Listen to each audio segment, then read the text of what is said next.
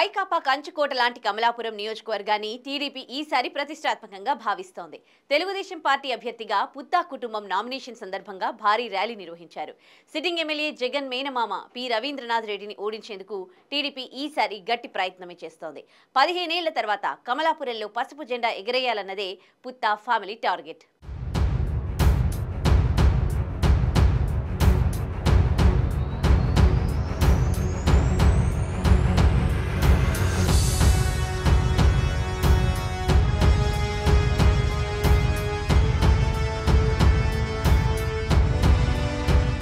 కడప జిల్లాలోని వైసీపీ కంచుకోట కమలాపురంలో ఈసారి టీడీపీ గెలుపు జెండా ఎగరేయాలని తీవ్రంగా కృషి చేస్తోంది.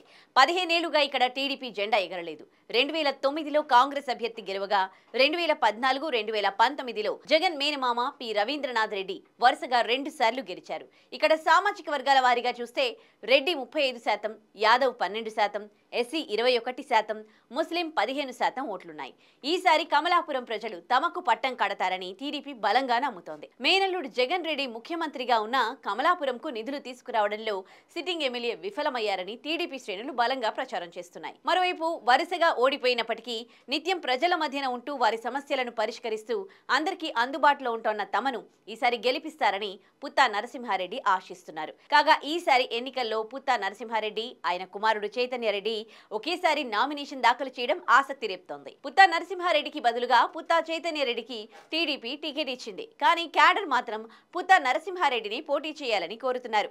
పార్టీ నిర్ణయం మేరకు చైతన్యరెడ్డి పార్టీ కోసం నరసింహారెడ్డి నామినేషన్ వేసినట్లు తెలుస్తోంది.